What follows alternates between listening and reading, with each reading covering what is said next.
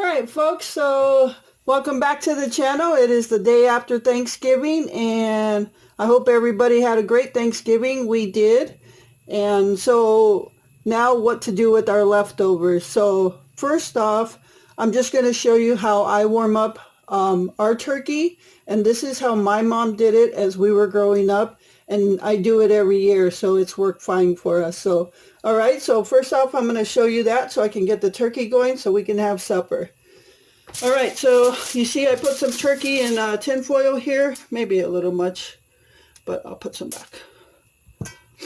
All right, so all I'm going to do is just season it up a little bit of pepper.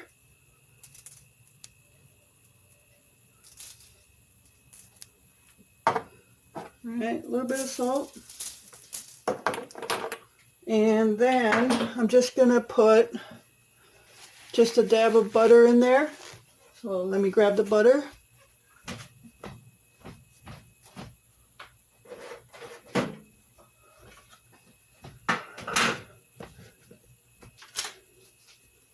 right, I'm just going to throw some butter in there.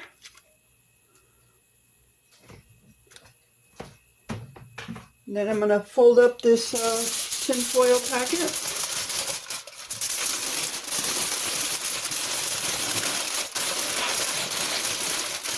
And I'm going to close it up here at the end so it's closed upwards, because what I'm going to do is I'm going to steam this in water, and you don't want the water getting inside the packet, so you just fold it upwards. Okay, so there's my little turkey packet, and now what I'm going to do is get a casserole dish. Okay, so I just have a regular casserole dish, whatever size you need, and you can see it moving. I have water at the bottom, and that's how I'm going to steam it. I'm going to put it in the oven. So now I'm just going to take my turkey packet, I'm going to put it in the water. I've got the oven preheated already, so now I'm just going to throw this in the oven, and that water is going to steam the turkey to heat without drying it out. So the juices will stay inside. Okay, so I'm going to go ahead and throw that in the oven, and then I'm going to go over our leftovers and what we can do with our leftovers. Okay, so I'll be right back. All right, so here are our leftovers from Thanksgiving. So even though it's just Glenn and I, we don't have family over, we don't have any kids, it's just us, but we always still make sure we have a Thanksgiving dinner, because we'll actually eat off our Thanksgiving turkey probably 5 or 6 times. So, all right, so I'm going to go over everything. We are going to have a leftover actual Thanksgiving dinner tonight, just like we did last night on Thanksgiving. So we usually do that the day after Thanksgiving, and then thereafter we'll do something else. So, okay, so let's go over our leftovers. So first off, over here, we have the stuffing that I had made for Glenn, and that's in, this is a Corning dish, and it's oven safe, so I'm going to throw that in the oven, and he's going to have that tonight, and he still has leftovers for stuffing that I made. So this is going to be the 3rd time he's eaten off that stuffing, and he has enough for probably 2 more times. Okay, so, and then we got cranberries for Glenn also. He likes the whole cranberries. So that's what's left over for the cranberries. So he'll eat some of that tonight. And then we have corn. I always have to have corn with Thanksgiving dinner. And then over here, you see a saucepan full of marshmallows. But what's underneath the marshmallows is actually, there is something underneath there. Candied yams. So the yams are under there, and then I always put marshmallows on top to sweeten it up, and it's delicious. You have to try that. You can either do that with candy yams, or if you make your own candied yams. My dad used to make just make his own candied yams, and he always did this also. So, all right, and then we have our big bowl of turkey leftovers. So after Thanksgiving dinner, I always debone the turkey, so that's everything we have left. So yeah, we're going to eat off that a few times. We'll freeze some, of course, but immediately probably 3 days after Thanksgiving, we'll be eating stuff off of that. And then we have our mashed potatoes. Now this is leftover. We had some last night, and I already have some warming up on the stove right now, so this is what's left of it. Okay, so we are going, as I said, going to have our normal meal like we would have on Thanksgiving. So that'll take care of the yams, the corn, some of the stuffing, and most of the cranberries. And then what we have to contend with after that is more turkey and mashed potatoes. So we're going to do a couple things here. So tomorrow for lunch, we're going to do turkey lunches, turkey sandwiches, and that's probably the most common thing. A lot of people don't like turkey, so they don't have turkey on Thanksgiving, but we have it every year. So we're going to have some turkey turkey sandwiches for lunch tomorrow. And then we have a couple of options after that. We'll freeze some, but we could also make, and that'll take some of this mashed potatoes as well, we can have turkey open-faced sandwiches. So that's an option. That'll take a lot of that mashed potatoes and some of this turkey, and that'll be another meal. Or we can also make some, I guess as you will, tuna patties. But instead of tuna, you can shred up some turkey and put turkey in there, or use those canned chickens, and you can use the mashed potatoes for that, making some patties of some sort.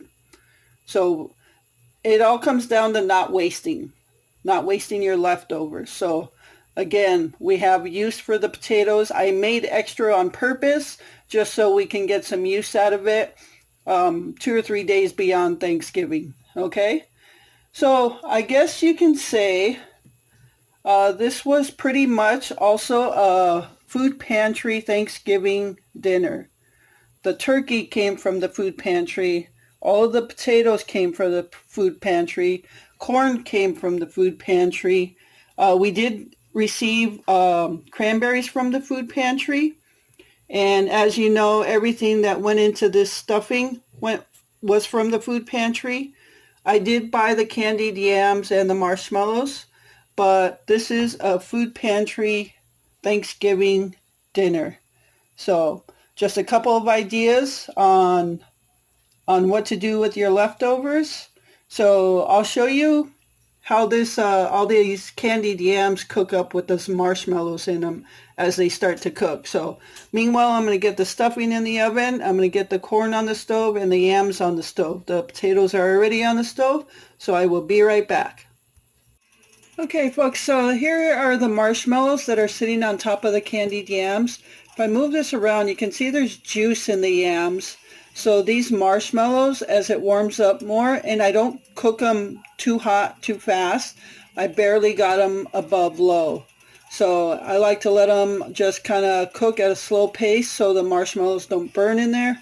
But eventually what's going to happen is these marshmallows are going to disintegrate into that juice, and it's going to become just kind of like a caramelized juice. So it's going to really thicken up, okay? So I'll show you when it gets to that point a little bit more. Okay, everyone, so you can see that the yams are bubbling now. Oh, it's not focusing. But as I mix it around, you can see that the marshmallows are just disintegrating into the juice.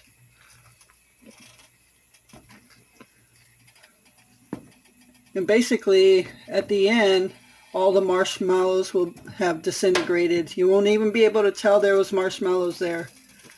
So, all right, stay tuned for the rest of the meal. All right, everyone, so here you have a styrofoam divider plate. So for years, practically every year that I've been here, we have used these every Thanksgiving for our dinner. So we didn't use real plates. These were so convenient. Just the dividers just to separate all your foods. So every year we called these our special dinnerware for Thanksgiving. And we were so proud of it. But now we only have this one lonely one left. And with cutting cost, I did not go out and buy more just so we can have our same dinner, special dinnerware. So we have since upgraded to real dishes. So now instead of that, we upgraded to our camp plates. So, so yeah, just wanted to tell you about our special dinnerware that we used to use every year. But I did not buy any new ones. So now we're using camp plates. But we do actually have normal plates, like dinnerware, glass ceramic plates. So, but the camp plates are bigger, holds more food.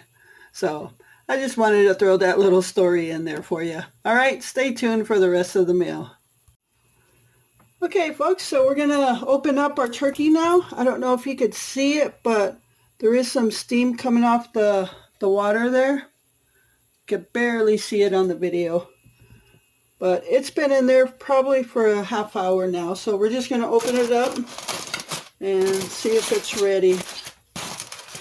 And watch it because it's probably steaming inside. So if you do this method, just don't keep your fingers in there so you get burned by the steam.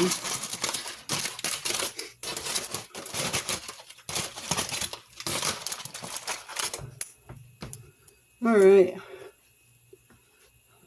There was some steam that came out. Oh yeah, it's ready.